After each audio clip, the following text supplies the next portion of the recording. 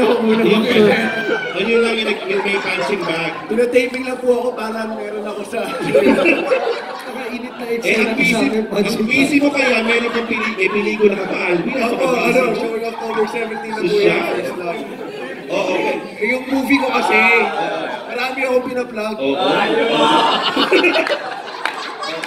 Kaya siguro hindi ka makapag-taping. Asa may Alviso, bilang parang wholesome ka nga at yung partner mo, napaka, tibang hiningin. So, paano? Wala kang ganong eksena na medyo intimate? Tanong po natin si RSP. Hindi ko po alam. Okay, yung ibang eksena hindi pa nakukuha, yung palang yung pinalabas pa lang sa trailers. Hindi po exaggeration yun. Totoo po yun. So, pero parang na-challenge ka, Alvin, na parang ang wholesome, parang ano nung itsura nung character mo, parang hindi ka talaga, hindi ka malaswa, parang No acting required nga itong role na ito. No acting required. No acting. Okay, so in the future makikita natin yan, Ikaw na, more of... Thank you. Ikaw na, Jego.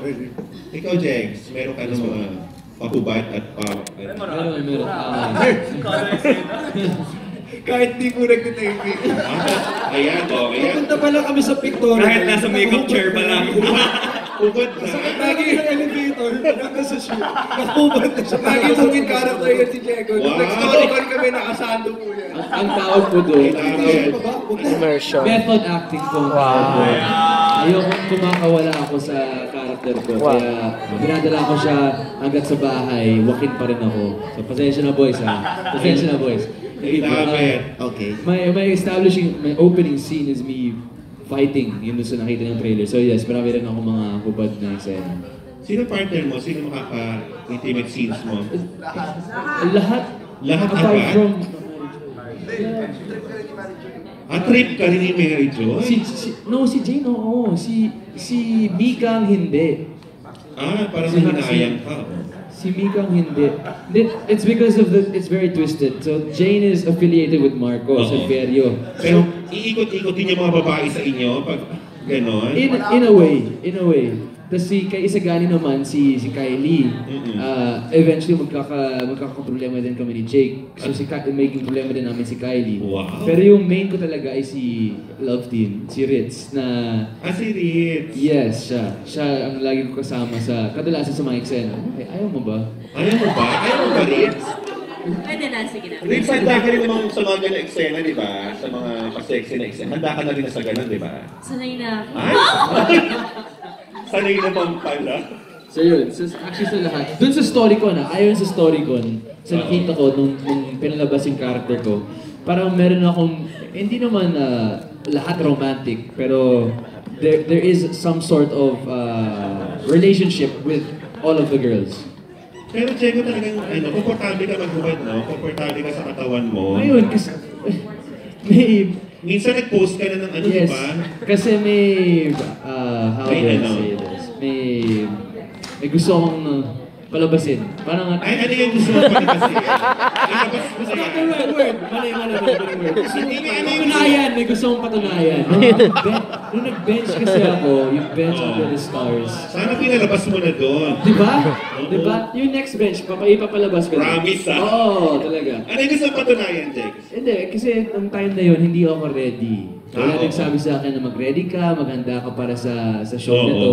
And I got bashed for that. I remember that. And I used that bash. I used that, and instead of negative, I turned into a positive. I made myself better. So I wanted to become fit for this role. So sobrang excited ako ipakita yung pinaghirapan ko. Every day, I dieted, I worked out, I really worked hard for this. And apart from the acting classes, I did the gym, I did MMA training. So I worked hard for this. So I want to show it off. Why not, right? Yes. So sino pinakamagandang katawan sa inyong lima? Ako. Ay, ka.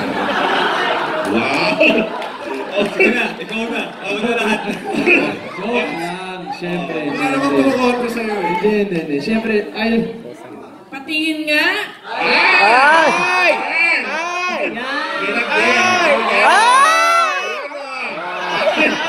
Bakit tayo na dito, That's why you have to watch the show. SB, nakita niyo po yan. Nakita yan, I watch.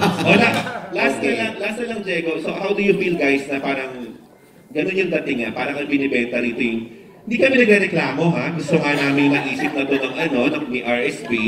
Tuwan-tuwa kami kasi usually talaga puro babae, ngayon puro lalaki naman yung parang nakikita namin naguhubad. How do you feel na parang ganun yung dating na kayo yung kayo yung ginibentang mga hubad na katawan nyo? Ako yung iapo ako. Wow! Ako pinanganak ako para gawin tong show na. Iyo! I love it! Ikaw, Diego.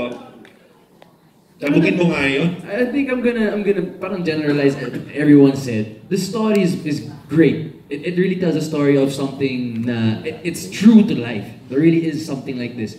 Marami talagang bastardo sa mundo. So, the story itself is perfect. The acting, the cast, it's perfect.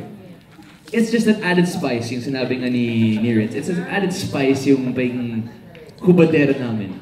So, is it... Hubadero. Hubadero. Hindi, lahat naman tayo. Sa roles natin. Mga Hubad tayo. Los Hubaderos. Yeah. I love it. Thank you. Thank you.